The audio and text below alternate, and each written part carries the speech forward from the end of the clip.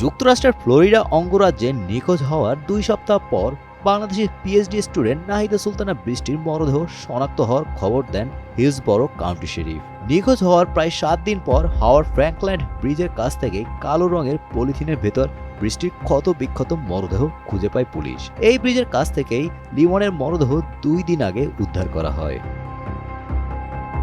গত 16 এপ্রিল ফ্লোরিডার ট্যাম্পা বে এলাকার ইউনিভার্সিটি অব সাউথ ফ্লোরিডার শিক্ষার্থী বৃষ্টি নিখোঁজ হন। একই দিনে একই বিশ্ববিদ্যালয়ের আরেক পিএইচডি শিক্ষার্থী জামিল আহমেদ লিমন নিখোঁজ হন। যেদিন লিমনের মরদেহ খুঁজে পাওয়া যায় সেদিনই সন্দেহভাজন খুন হিসেবে তার রুমমেট হিসাম আবু ঘরবেহকে গ্রেফতার করা হয়, কিন্তু বৃষ্টির কোনো হদিস মিলছিল না। যদিও পুলিশ আবু ঘরবেহরের গাড়ির ভেতর বৃষ্টির রক্তের দাগ খুঁজে পেয়েছিল। বৃষ্টি বেঁচে না থাকার বিষয়টি নিশ্চিত হওয়া গেলেও মরদেহ কিছুতেই মিলছিল না। গত 24 এপ্রিল লিমনের মরদেহ খুঁজে পাওয়ার 2 দিন পর 26 এপ্রিল ম্যানগ্রোভ এলাকায় কয়েকজন মাছ শিকারী কায়াক চালানোর সময় একটি কালো রঙের পলিথিন দেখতে পান। হাওয়ার্ড ফ্র্যাঙ্কল্যান্ড ব্রিজে যেখানে লিমনের মরদেহ পাওয়া গেছে এলাকাটি তার কাছেই।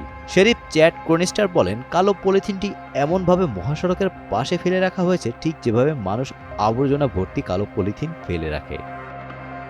পুলিশে খবর দেওয়া হলে পুলিশ ঘটনাস্থলে গিয়ে পলিথিনের ভেতর মরদেহ খণ্ডিত অংশ দেখতে পায়। তবে খণ্ডিত অংশগুলো এমন অবস্থায় ছিল যে পুলিশ সেগুলো শনাক্ত করতে পারছিল না। এমনকি খণ্ডিত অংশগুলো নারী নাকি পুরুষের সেটাও বোঝা যাচ্ছিল না। পরে আদালতে জমা দেওয়া একটি ফৌজদারি মামলার হলফনামায় বলা হয় 26 এপ্রিল হাওয়ার্ড ফ্র্যাঙ্কল্যান্ড ব্রিজের দক্ষিণে একটি মরদেহ খণ্ডিত অংশ উদ্ধার করা হয়। ওই মরদেহের খণ্ডিত অংশে জড়ানো পোশাকের সাথে সিসি ক্যামেরার ভিডিও ফুটেজে শেষবার নাহিদা বৃষ্টিকে দেখা যাওয়ার সময় তার পরনে থাকা পোশাকের মিল রয়েছে।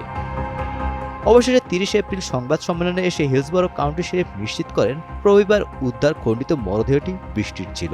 গত শুক্রবার শেরিফ ক্রনিস্টার জানান, বৃষ্টির মরদেহের অবস্থার কারণে তাকে নিশ্চিতভাবে শনাক্ত করতে পুলিশকে ডেন্টাল রেকর্ড ও ডিএনএ পরীক্ষার জন্য অপেক্ষা করতে হয়েছিল। শেষ পর্যন্ত তা 30 এপ্রিল নিশ্চিত হওয়া গিয়েছে। Golam Rabbani, Times today.